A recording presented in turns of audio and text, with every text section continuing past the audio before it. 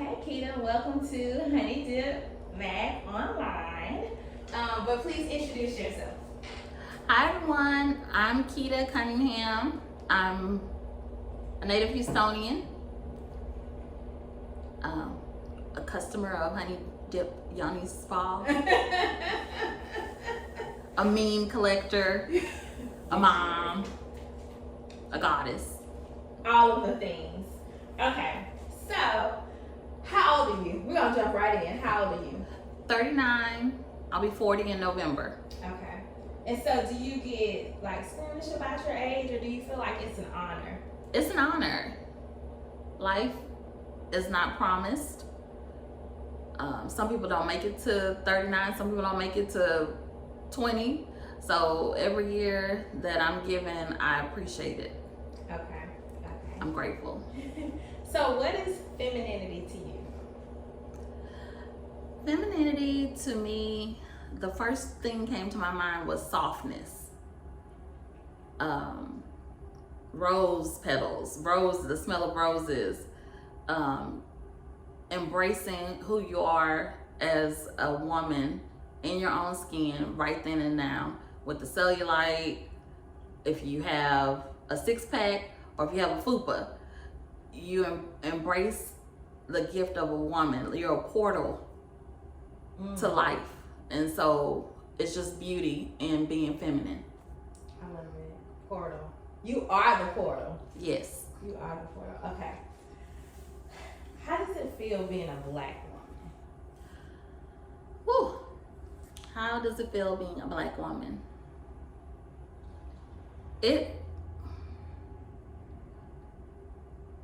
It's almost like a blessing and a curse. I think of Malcolm X's quote, and I'm paraphrasing, that the black woman is the most disrespected, unprotected, unloved being on earth. And that's the curse. But the blessing in it is that, like I mentioned before, we're the portal. We bring forth life. We are the Creator's choice to carry a child from conception to birth. We are, what is the word I'm looking for? We're just amazing. We come in all shapes and sizes, curvy, slender. We're magic. It's like black girl magic is the epitome of being a black woman. Yes. Are you a mom? Yes, I am a single mom. I have a 13-year-old daughter, 11-year-old daughter from my ex-husband, and I have a 3-year-old son from a previous relationship. Is being a mom hard? Hell yes. Yes. Is it? It is the hardest job ever, but it's the most rewarding job. The rewards pay out over time, but it is hard as hell. Yeah. Okay. So tell me, is it important for black women, to you, is it important for black women to focus on our mental health? Absolutely. It's paramount. Oh my gosh. Like, it's paramount to focus on your mental health. It's the analogy comes to mind that they always use, that if you're on an airplane and you have the oxygen mask drops down, you need to put your oxygen mask on before you assist others. So tending to your mental health is the equivalent of putting on your mask. And that may be therapy, self-care, journaling, exercising, whatever your choice is that helps protect your mental space. It's so crucial to implement that every day. Prayer and meditation every day. Okay. Okay. So tell me about your experience with Yoni Steaming. Like, what did you receive benefits, and if so, which ones did you receive? Yes, I snatched his soul. No. I love it. No, every year when I would turn every birthday, my goal was to get a Yoni Steam. It was like a rebirthing, a cleansing of the year. It's a refreshing experience. It leaves you speechless because it's just like that portal that has endured, cycles every month. Maybe a childbirth that year, a bad relationship that ended. It's such a cleansing, physically and spiritually experience for me. Okay, so let's talk about your IG page. So tell us the name of your IG page that I love so much. Oh my God. Okay, tell us about it. Okay, my IG handle is the Memes Curator. So that's T as in Tango, HEMEMESCURATOR.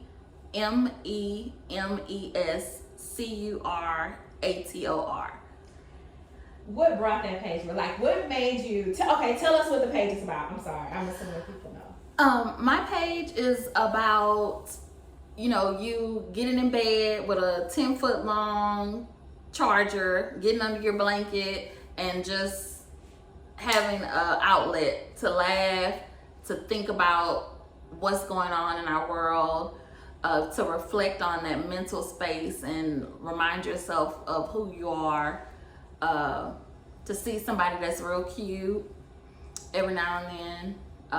That's what my page is about. Yes. Laughter is my ministry. Laughter is your ministry. And what has been the reaction to that page? I see you posted, people share you all over the place. But, oh my gosh. I didn't know. Do you get DMs of people? Okay. Tell us about it. Last year I went through a really dark period and I actually stopped posting for almost 3 months. And during that time, so many people reached out to me on Facebook and Instagram and my DM, or they text me if they knew my number. And I'm like, I'm just checking on you. I'm missing my daily laugh. Are you okay? And I just share with them that I had to take a mental break, and that I'm working with a doctor to get back to where I'm at. And I will resume posting once I feel I'm in a good space. Because people tend to post, it's like a diary, and you sort of know the mindset that people are in.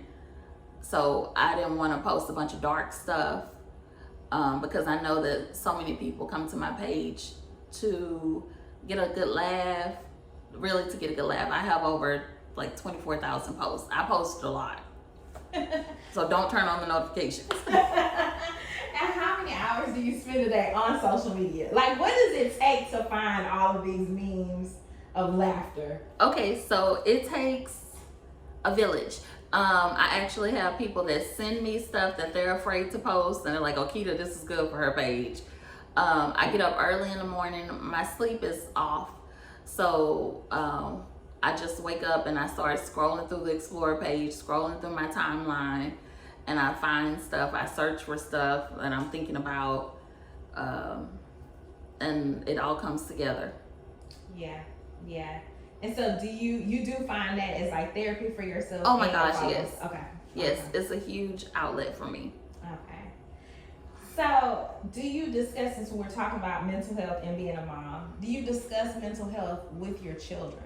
Yes. Okay. I subscribe to positive parenting, and that's just totally different from the generation before us, where you're talking to your children instead of talking at them. You're talking to them, and you're helping them to learn how to regulate their emotions and trigger management. So my children, my daughters, because I went through a very challenging divorce and separation, my daughters have been in therapy off and on since they were in elementary school. And although they don't like it, I want it to be a tool that they can rely on through life, because sometimes you don't need it.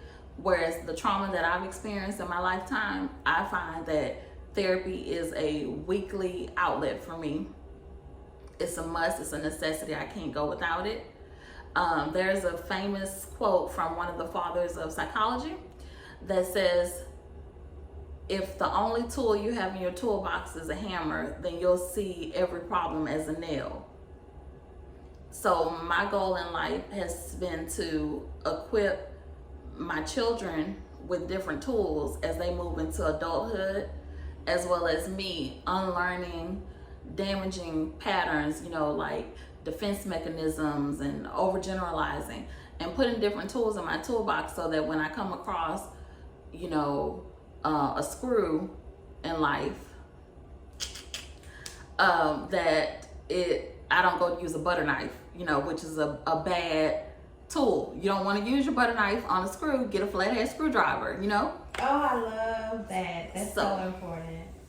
Yeah. Oh, I love that. And what are the three biggest, when you say you had to unlearn, what are the three biggest lessons that you unlearned and relearned different methods of dealing with? Okay, so the big three lessons that I keep getting tests in life for and finally pass is don't let people push your buttons. When you show them what buttons to push, they're gonna keep pushing them. So whether that's at work, a coworker, a manager, if it's a family member, once you show them that what they're doing is getting under your skin, they're gonna keep doing it to get a reaction out of you. So I'm an avid reader.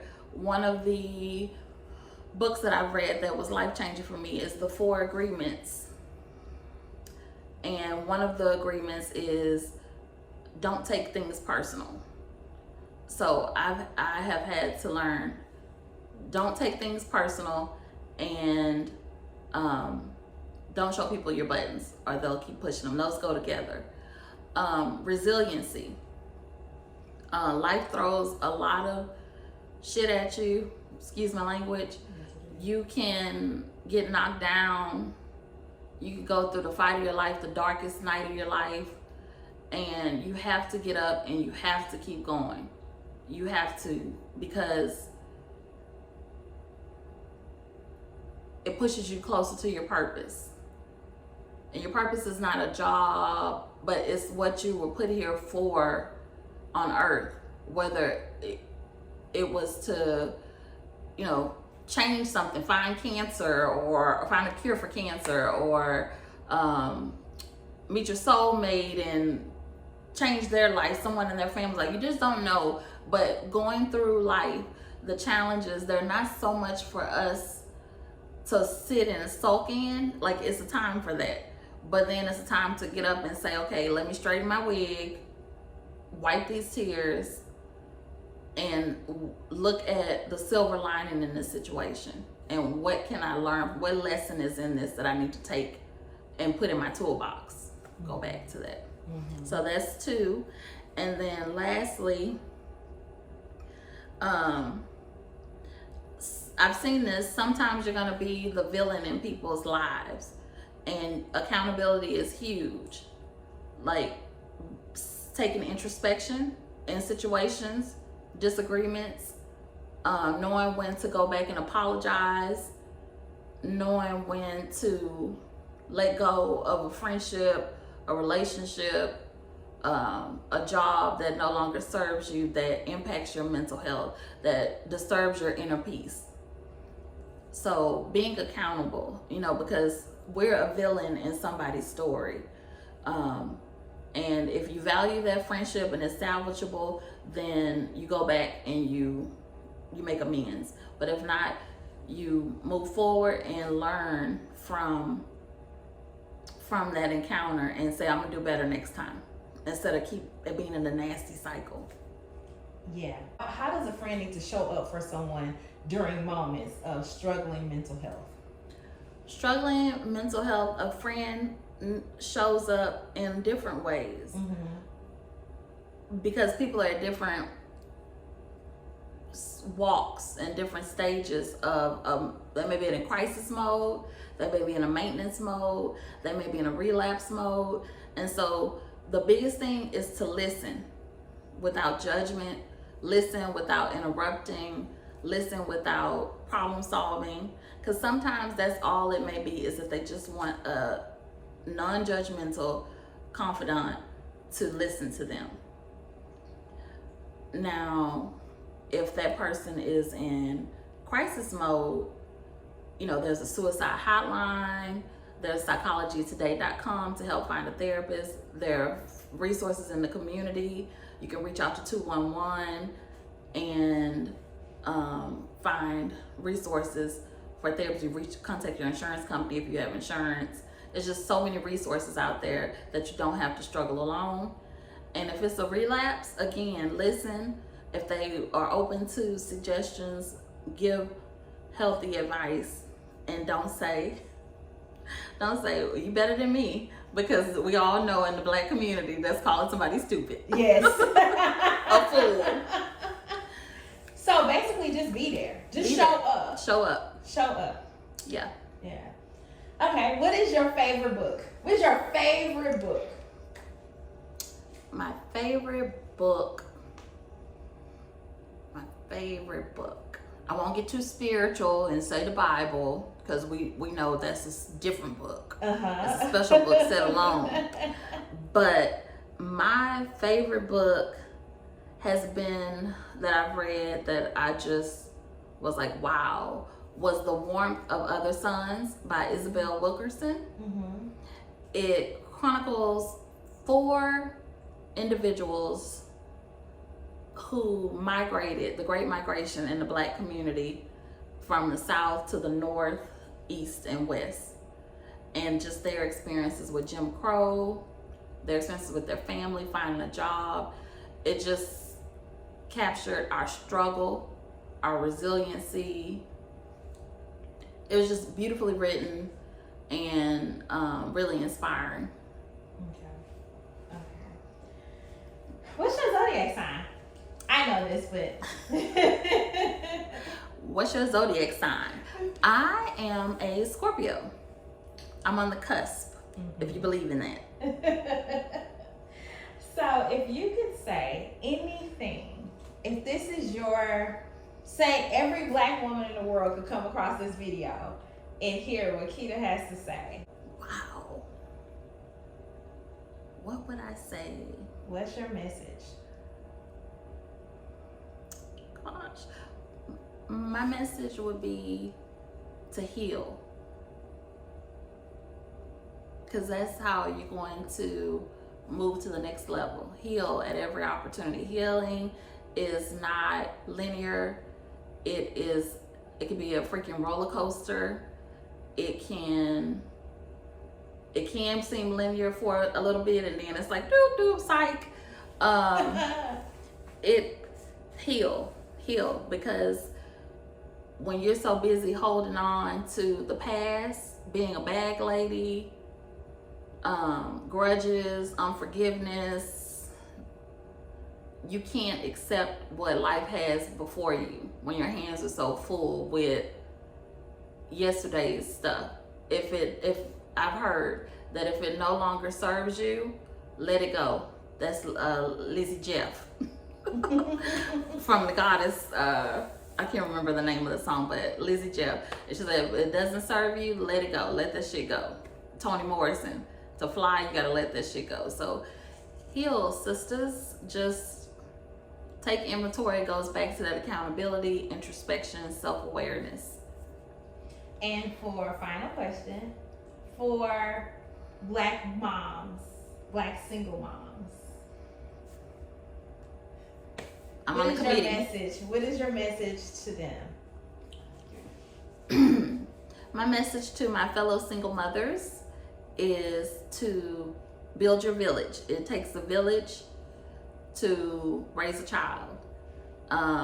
You're not alone.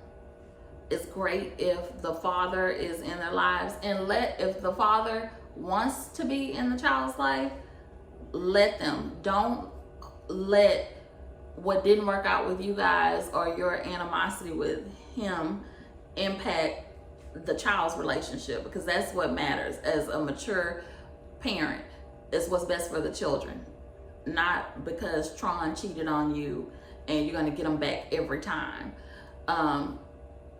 and use the child to get at him. So being a single mother, build your village, build your support system, take time for yourself, even if it's going in the bathroom with cookies and cream, ice cream, locking the door, putting a towel underneath, putting music. Just make time for yourself every day, and whatever that looks like for you, because your kids need you. I love it. Well, thank you. Peace out. Thank you. I appreciate this opportunity. I love Honey Dip Yoni Spa.